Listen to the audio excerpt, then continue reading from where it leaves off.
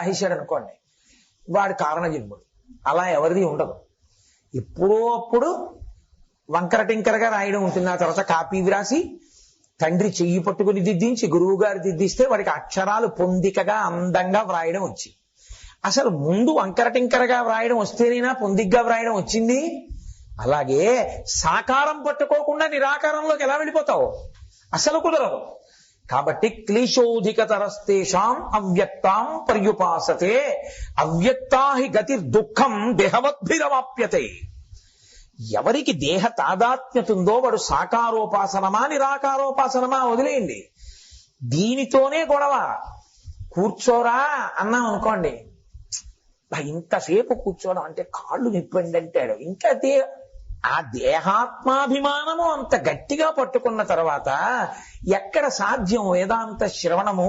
అసలు నేను ఇది ఏమైతే ఏంటంటే మోకాలు పడితే పట్టాయని కూర్చోగలవా? అంత తేలిక? చెప్పినంత సులువా? సాధ్యం కాదది.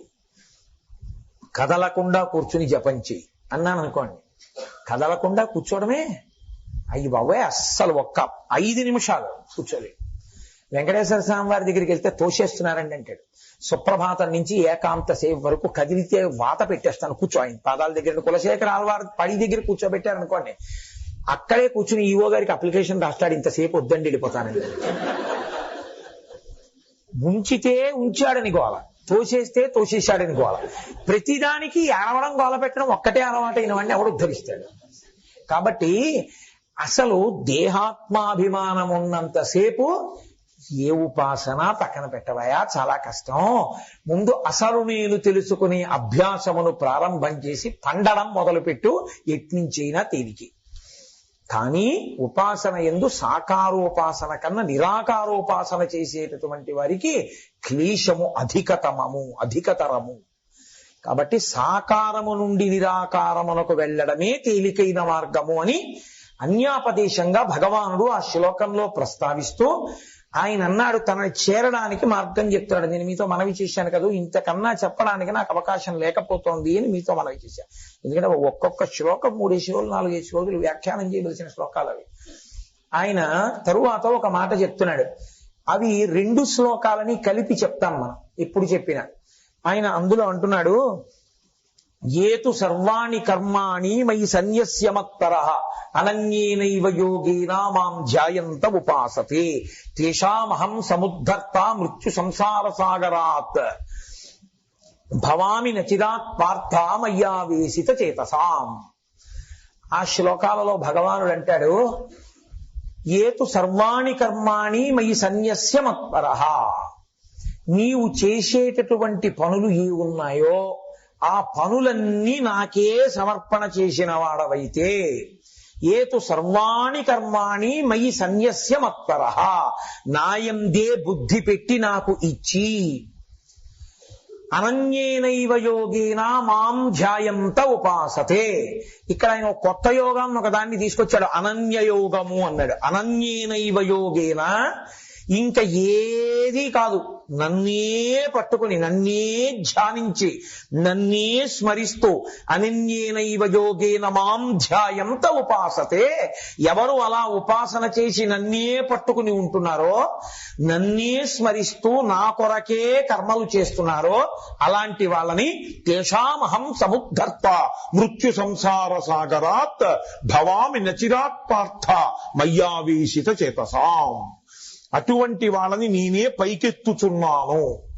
ఇందుండి పైకెత్తుచున్నాను, మృత్యు సంసార సాగరాత్, మృత్యు స్వరూపమైన సంసార సాగరము నుండి పైకెత్తుచున్నాను. ఎన్నాళ్ల తర్వాత?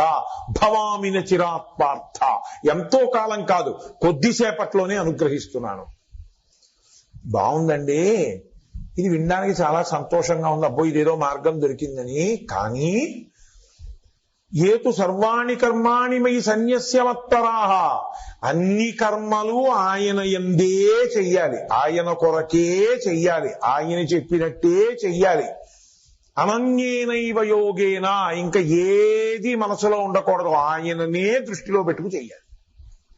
సాధ్యమా? ఒక్కనాటికి కుదిరే విషయం కాదు. ఎందుకంటే పరమశివుడు ఎదురుగుండా నిలబడి వరం ఇస్తే ఏం కావాలయా మీకని అడిగాడు ఒకసారి. అడిగితే స్వామి తొందరగా మోక్షం వచ్చే మార్గం ఏదైనా చెప్పండి అన్నాడు.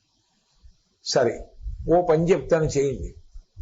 జననాత్ కమలాలయే, తిరువారూరులో పుట్టండి మోక్షం ఇస్తాను. ముందు వీళ్ళందరూ సంతోషపడిపోయి వేళ్ళు విరిచేసుకుని తప్పట్లు కొట్టేసేవాళ్ళు కొంతమంది ఉంటారు. అయిందానికి కాని దానికి తప్పట్లు కొట్టేసేవాళ్ళు. కొట్టిన అందులో ఎవడో ఓడు ఉంటాడు తెలివైనవాడు. వాడన్నాడే అని పుట్టడం మన చేతిలో ఉందా? బస్సులో పుట్టచ్చు, రైల్లో పుట్టచ్చు, విమానంలో పుట్టచ్చు, హాస్పిటల్లో పుట్టచ్చు, ఇంట్లో పుట్టచ్చు, వరదలో పుట్టచ్చు. నేను పుట్టినప్పుడు వరదలు వచ్చేది. వరదలు వచ్చి మంచం కోళ్లు కూడా తడిచిపోయినప్పుడు నేను పుట్టానని చెప్పేది మా అమ్మ. కాబట్టి వరదల్లో పుట్టచ్చు, ఎవరు చెప్పగలరు? కాబట్టి పుట్టుక మా చేతిలో ఉందా స్వామి? తిరువారూరులో పుడితే మోక్షం ఇస్తారంటే ఏమిటి ఉపయోగం? మా అమ్మ తిరువారూరు వెళ్ళి కూర్చోవాలి. అందరమ్మలు వెళ్ళి కూర్చుంటారా తిరువారూరులో? అందుకని ఇంకో మాట చెప్పు. పోన్లేరా, పుట్టడం నీ చేతిలో లేకపోతే చచ్చిపోవడం నీ చేతిలో ఉందా? కనీసం మనబడి వరకు చూసేసిన తర్వాత కాశీ వెళ్ళిపో, కాశీలో చచ్చిపో, మోక్షం ఇచ్చేస్తారు. స్వామి అలా అన్నావు కానీ తీరా కాశీ వెళ్ళిన తర్వాత కొడుకు గృహప్రవేశం వచ్చి చచ్చిపోతే అప్పుడు మాత్రం మనవలు వదలద్దా, కొడుకులు వదలద్దా? వాళ్ళు వదలడం కాదు అసలు సంగతి. వీడు వదలలేడు. ఉత్తి హాస్పిటల్లో ఉంటే ఏం తాతగారు కులాసాయ తగ్గిందా ఇప్పుడు అన్నాడు అనుకోండి, డాక్టర్ గారు కులాసాయే, పర్వాలేదండి ఇంటికి వెళ్ళిపోతారు. కానీ నాకేం బతకాలని కాదండి, ఆ మనవడి పెళ్లి ఒక్కటి అంటాడు. ఉత్తి వీళ్ళు లేకపోతే వాడు చేసుకోవడం ఏంటి? ఆ శ్రీశైలం వీళ్ళు ఒక్క అభిషేకం చేసుకుని ప్రాణం పోయినా అంటాం. మనవడి పెళ్లి అయిపోతే అంటాడు ఏం వీళ్ళు లేకపోతే వాడు శుభ్రంగా చేసుకుంటాడు. ఒకవేళ తాతగారు వెళ్ళిపోయి నేను ఎంతమందిని చూశానంటారు. ఏమండి తాతగారు పోయారండి, తాంబూలాలు ఇచ్చేసుకున్నాం, ఈ ఏడాది చేసేసుకుందాం అనుకున్నానండి, చేసేసుకోవచ్చా అండి అని అడుగుతాడు వాడు. ఆ తాత వింటే అలోమని ఏడుస్తాడు. కాబట్టి అదో పిచ్చి, అదో వ్యామోహం. ఏవి ఆగుతాయి, ఏమి ఆగవు. ఆ తర్వాత బైపాస్ వెతుక్కుంటారు. శాస్త్రం పాటించినట్టు ఉండాలి. మళ్ళీ తాతగారి మీద గౌరవం పోయినట్టు ఉండకూడదు. అవసరమైతే ఇంకెవరైనా కూర్చోవచ్చా అండి స్నాతకం చేసేయడానికి అంటాడు. అప్పుడు వీడి తాతగారికి మనవడు కాదేంటి? అంత విచిత్రంగా ఉంటుంది లోకం. ఏదో వెర్రి వ్యామోహాలు పెట్టుకుని అర్థం లేని పిచ్చి తలకి ఎక్కించుకోవడం తప్ప ఎప్పటికైనా మిగిలేవాడు ఎవరైనా ఉంటే ఆ ఈశ్వరుడు ఒక్కడే. కాబట్టి ఎప్పుడు ఆయన్నే పట్టు కూర్చోవడం అంటే ఏంటి? ఆఫీస్కి వెళ్ళొద్దా, ఉద్యోగం చెయ్యొద్దా? 9:30 దాటిపోతేనే ప్రసంగం, వీడేమో ఆపడు, కొంత వింటునో కొంత వింటలేదు, వర్కింగ్ డే, ఆఫీస్కి వెళ్ళాలి అని సతమతం అయిపోయి పాపం వాళ్ళకి వినాలని ఉన్నా ఇంకా తప్పక అవతల ఆఫీసు, లేట్ అటెండెన్స్ కనపడి లేచి వెళ్ళిపోయి గబగబా పరుగులు తీస్తున్నారే. అలాంటిది అస్తమానం ఆయన మీదే దృష్టి పెట్టుకు చేయడం అంటే ఎలా కుదురుతుందండి? అసలు ఆయన ధూర్తతనంగానే అలాంటి మాటలు చెప్పచ్చు అసలు. అంటే అక్కడ మీరు పట్టుకోవలసినటువంటి సూక్ష్మం ఒకటి ఉంది. ఈశ్వరుడు ఈ పిండాండాన్ని ఆయనే కదా సృష్టించాడు, ఆయనే కదా కళ్ళెట్టాడు, ఆయనే ముక్కిట్టాడు, ఆయనే చెవిట్టాడు, ఆయనే నోరిట్టాడు, ఆయనే యాపిల్ పండు ఇట్టాడు, ఆయనే జలపాతం పెట్టాడు, ఆయనే ఆ బయట ఓ చెట్టు పెట్టాడు, ఆయనే పర్వతం పెట్టాడు, ఆయనే నదిని పెట్టాడు, ఆయనే సముద్రాన్ని పెట్టాడు. ఈ కంటితో దాన్ని చూడ్డానికైనా ఇచ్చాడు. ఈ కంటితో చూద్దామంటే నువ్వు అలా చూసావు, నీకు పాపం వేశానన్నాడు. కొన్ని చూస్తే, కొన్ని చూస్తే ఒరే సవాష్ చూసావురా పుణ్యం వేశానన్నాడు. ఇది ఎక్కడ గొడవ? కన్నిచ్చేశాడు, బయట ఏదో వస్తువులు ఇచ్చేశాడు, హాయ్ నీ ఇష్టం చూసుకో అన్నాడు అనుకోండి, గొడవ లేదు. మనం రాక్షసుల్లో విజృంభించచ్చు. ధర్మము అన్న మాటకు అర్థం ఏమిటో తెలుసా అండి? మీ అబ్బాయే, ఫీజు కట్టింది మీరే, పుస్తకాలు కొనిచ్చింది మీరే, యూనిఫామ్ వేసింది మీరే. ఏమంటారు? నాన్న ఒరే నీకు 80 మార్కులు వస్తే నిన్ను సినిమాకి తీసుకెళ్తా అంటారు. మీరు చెప్పినట్టు పిల్లాడు విన్నాడు అనుకోండి, మిమ్మల్ని పూజించినట్లే. మీకు కాళ్ళు పట్టి జేబులో 10 రూపాయలు ఎత్తుకుపోయాడు అనుకోండి, సంతోషమా మీకు? ఏది సంతోషం నాకు చెప్పండి? నాన్నగారు పడుకుంటే కాళ్ళు పట్టాడు, నాన్నగారు నిద్రపోగానే జేబులో 10 రూపాయలు ఎత్తుకుపోయాడు. ఇప్పుడు తండ్రి వాడిని చూసి సంతోషిస్తాడా? తండ్రి కాళ్ళు పట్టకపోయినా తండ్రి చదువుకోమన్నట్టు చదువుకుని తండ్రి చెప్పినట్టు స్కూల్కి వెళ్ళి ఎప్పుడూ తండ్రి జేబులో